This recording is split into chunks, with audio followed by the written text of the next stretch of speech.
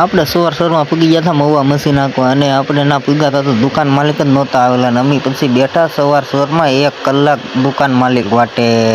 આપણે તો સવારમાં સડાઈ દીધી આપણી માણકીને હાઈવે ઉપર, કેમ કે આપણે જવાનું તો આજે મશીન નાખવા. આપણે થોડુંક પહેલા તો જોવા મળી ગયા પવન સખાના મોટા મોટા જબર પાખડા. પછી તો આપણે આપણી માણકીને લઈ લીધી સીધી પેટ્રોલ પંપે, કેમ કે આપણે લેવાનું તો આ સ્કેરવામાં પેટ્રોલ, એ પણ પાછું 5000નું. આજે માણકીમાં પેટ્રોલ હતું એટલે આપણે માણકીમાં કઈ પેટ્રોલ પૂરવાનું હતું નહીં. પછી તો રાજુભાઈ સડાવી મારી માણકીને હાઈવે ઉપર ને દબી દીધું આખો લેવર અને જાય મારી માણકી એખો વી. રાજુભાઈ આજે તો બહુ ગાડી હાંકતા ને ગાયે ઘા ટોલ નાકો આવી ગયો અને આપણી માણકી નીકળી ગઈ સાઈડમાંથી કટ મારીને ટોલ નાકાને અને જોવા મળી ગયા ગાય માતા. આપણો વિડીયો તો હવે બ્લેક ઘોડા વિના તો હવે અધૂરો છે. ઈ તે પછી 1 લાખ રૂપિયાનો બ્લેક ઘોડો.